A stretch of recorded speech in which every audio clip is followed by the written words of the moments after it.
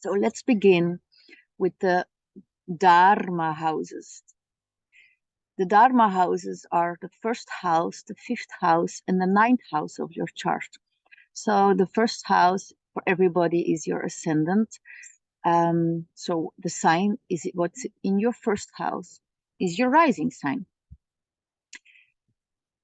Everybody has that, of course. And the rising sign is important for all of us.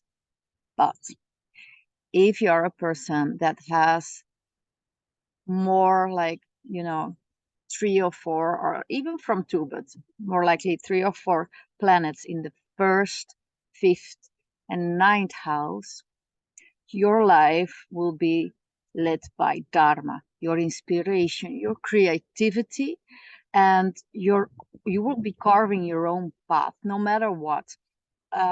You will not be influenced, and even if you have like one planet, there will be this part of it will be part of you. But the more planets there are, the more these people are not influenced by society, by the social norm, by even their family and their people around them. They will be driven by their pure creativity, their pure inner self, who they are, and their inspiration. What makes these people grow in their life? You can call it whatever you want, like spiritual growing. If you don't like that word, spiritual growing is just, evolution, if you wish, of your soul or your character, all that combined and all separately. So, and not even the physical body, because the physical body is spiritual as hell.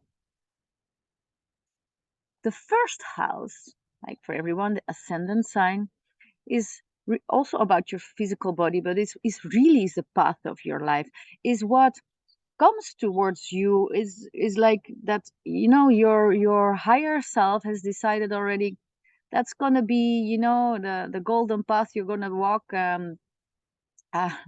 like, the Wizard of Oz girl walking the path. This is the path you're walking.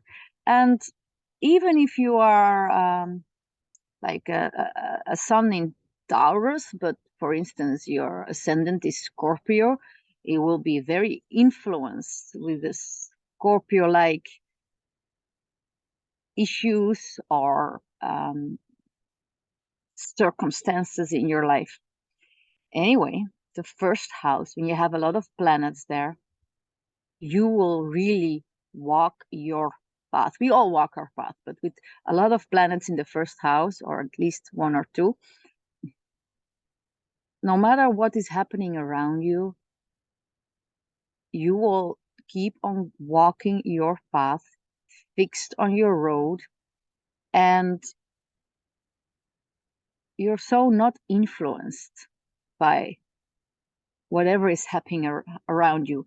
On another level, it can make you look like a little bit more selfish, but on the other level, you're like an inspiration for others also, because it's like you're that person that people think about. Well, if that person can do it, maybe I should give this a try. Maybe I should do it too, because you're like an inspiration. When it comes to the fifth house, it is all about, if you have planets there, is all about wanting to use your God-given talents, that what you were born with, whatever it is that comes from deep within you. You want to share it, you want to shine with it, it is like a kind of, here's the word again, a spiritual awakening, a spiritual outcome of whatever it is, the coming out of the closet of the spiritual divine talents, the creativity that's within you. So what is the difference with the path? The path is also the circumstances in your life, and how you deal with it, and how you build it, And the fifth house is purely like, I want to write a poem, or I want to make soup, or I want to take care of my children, or I want to just have walks in nature and contemplate, or I want to build houses and I want to make paintings, or I really would like, to understand everything about mathematics and make a job out of that. It's not even about it, wanting to make a job out of that. It is really just doing whatever is the creation inside of you and bringing it out. Is also having children, because it's the creation inside of you, bringing it out. Can be that, taking care of your kids, being the best mom or dad, um, being creative with that, not just having them, but being very creative about it, and having your own ideas and bringing these ideas outside in the world, and in your own unique way shine with that, even if the sun is just in your local garden, or in your local town, or maybe you're shining across all of Europe or the United States or whatever, wherever you live, um is you shining with that. The ninth house, when you have more planets there, is about doing whatever it is, creating that in your life that gives you true joy. And the true joy is nothing that is something that comes from the external. It is more like feeling so happy, the joy that comes from within. And you can like have nothing or not so much and be all by yourself, and all at once you're like, I experiencing pure joy. Or you can be in the middle of 10,000s of people with a lot of noise and a lot of going on and a lot of outside commotion and movement, and maybe you have a Lamborghini and 10 other cars, but you still feel this inner joy. And even that without all the luxuries that you have, that you still have this inner joy when this would go. This is the pure base of, this is why they call that ninth house sometimes also the house of God, of the divine, of the connection, the direct connection with the divinity within. So it is not outside, feeling this pure bliss, finding it inside of you. And this is the ninth house, amongst other things. But this is why having planets in the Dharma houses will make a person more into just following their creativity, their individuality, their inspiration, and their adventure, and their joy of life, their own path. And these are the people that you cannot stop doing what they need to do in life. And I don't know, maybe parents, somebody else, teachers, husband, wives tell you, why you don't do this? You're so good in that, and you can make a lot of money. And if you go into that business, and the person will say, nah, I'm just, want to be whatever, take care of kids, be a school teacher, or whatever, make make cupcakes all day, or do like me some astrology stupidity on the internet, doesn't make any money, or they don't care if it will make them money or not. And if it brings them money, it is because not that their drive was to make money. Their drive was just to do that, what they're doing. And this makes them big inspirations into the world. And this is the houses 1, 5, and 9. Then I'm talking about having planets in these houses. Then you have the Sun, Moon, Jupiter, Saturn, Mars, Venus, and Mercury. Visible planets we're talking about. We're talking here about actually also whole sign, because it's a Vedic approach, this one. And of course, you can also look at to the house cusps and what kind of manifestation there might be, but too complex for another time. So anyway, for instance, if you have the sun and moon in one of these houses, that's very strong, because the sun and the moon are very connected to ourself. So like the sun, you can call it the ego. I don't, because I'll tell you a secret.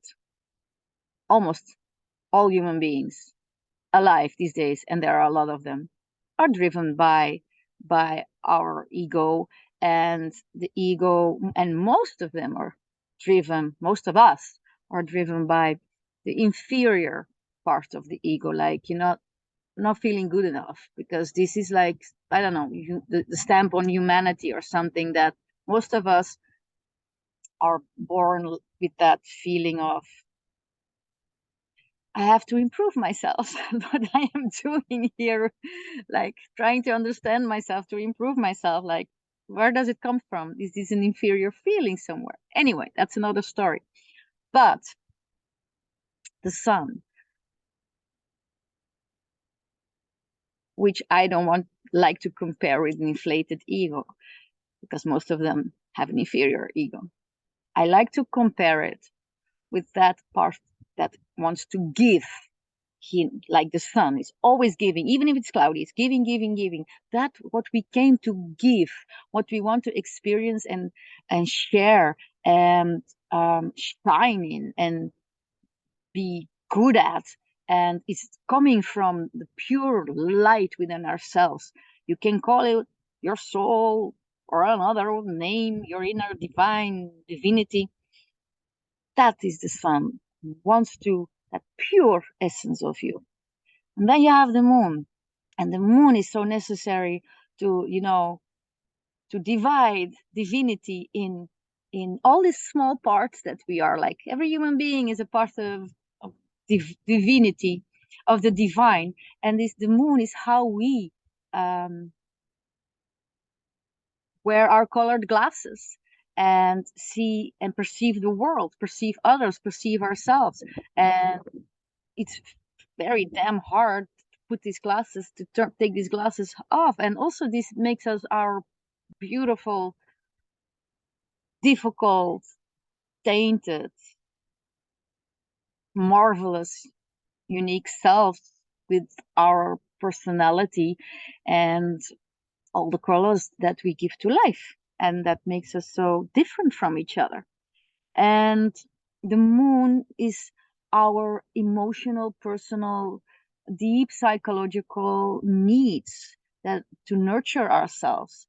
And so this is why I say the sun and the moon are so important. So if you have the sun and the moon in 159, betcha big part of you is in need and wanting to express their unique, authentic selves, no matter what. Everybody has an authentic self, but with more planets in these areas, you're so driven to really get in touch with your authenticity and bring it out. And the more planets of these 7 planets, the easier it is for you, or more easier.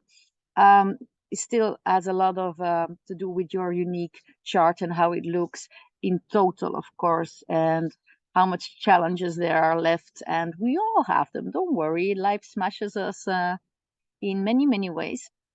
Many variations for everybody to get. Don't worry. And what else? What else? What else? I'm losing track of mind, but damn it. So probably I will have to stop then and continue with the other one, the other planets. So the ninth house, the pure joy, the divine divinity. There it is. So I said about the sun and the moon. If it's Jupiter in one of these three houses, also Jupiter is the great benefactor, and of course it can also bring too much that can harm us in a way. But anyway, it is that what wants to bring us, wants to expand us and bring us in touch with the pure joy and pure bliss. And if you have Jupiter in one of these three houses, also very sattvic, very pure. Your inspiration, creativity, and carving your own path, following your own creative ideas, and your adventure of joy comes from also a place of pure wanting to experience and expressing this in your life. When it is like Venus and Mercury, there is a tad of desires coming in, which is fine. The chart is yours, so how can it not be perfect?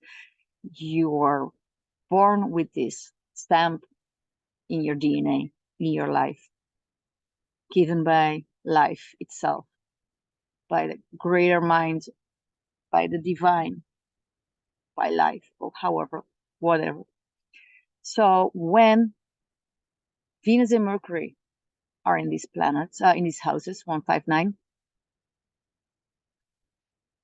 there will be a personal desire to accomplish something with it and to fulfill some things more of the material world, and its influence will be there. If it are the planets Mars and Saturn, then these houses of inspiration, creativity, will challenge you more. Maybe your creativity comes from difficulties, from more pain and suffering, but still, or from like a warrior mentality and more like, go for it. But still, it is, you are walking your path. Maybe you feel more responsibility or more humble or in doing anything. So every planet brings its own experiences. They really are the activators in the chart. Wherever you have your planets, the houses are an area of your life, and these planets, they are the triggers. They are alive. They Wherever you don't have planets in a house doesn't mean this house is not alive. It gets maybe less triggered, maybe, because for this you have to see your whole chart and get it checked. In the end, it is perfect how it is because it's your chart, and nobody else has this unique combination of your chart. Everything is like has its own perfect signature. It's like geometry, like a mandala is your mandala. And I think the ones with a lot of planets in these houses are people I admire, because yes, they are the people like, shit, damn, they just do what they want to do and they just go for it. And maybe you can find them annoying, or maybe you don't agree with them, or maybe you agree with them, or maybe you're just secretly admiring them and are openly, doesn't matter. They are like, there are lights in the world, and maybe they're the lights shining in another direction that you have in mind. Maybe they're shining the light for the dark. How is that possible? Shining the light for the dark. I don't know. It's a life of duality, no? It's all part of life. So it's all part of the divine, according to me. I think they are kind of I see them as lucky bastards because I think it's very cool to just do this. But don't give yourself a hard time if you're not like that or just a little bit like that. Like I have tons of planets in other houses, but I have my moon in the 5th house. So, and it's not completely pure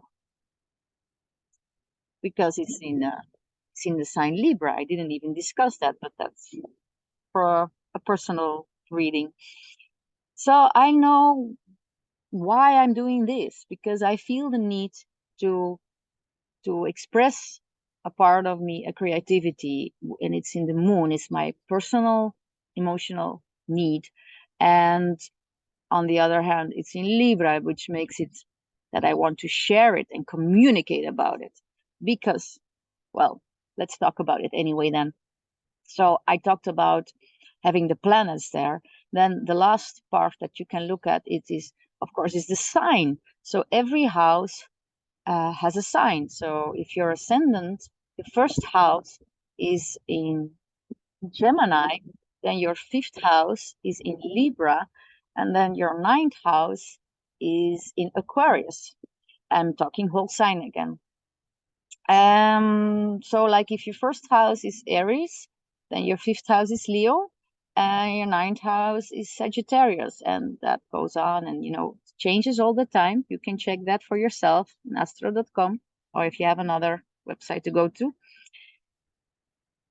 The sign gives it the color. It is like the adjectives of the whole area of that life.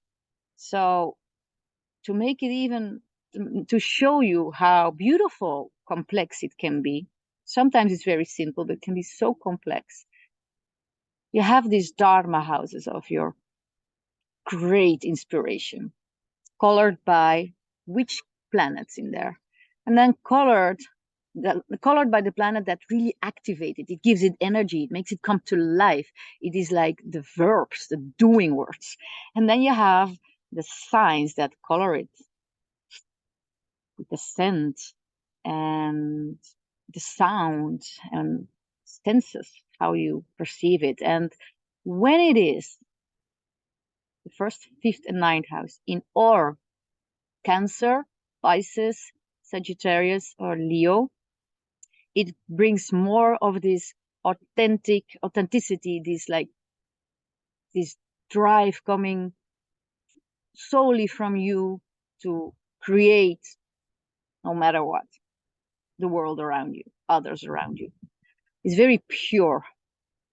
In combination then with the planets again, make it more pure, less pure, just a mix, and no judgment about not pure, it is just a word using to understand each other. Then, if it are the signs, Virgo, Scorpio, Capricorn, and Aquarius, it will become more this creation out of solving a problem, dealing with pain or crisis or suffering. Yay. And then when it comes from, when the signs are Aries, Taurus, Libra, one more,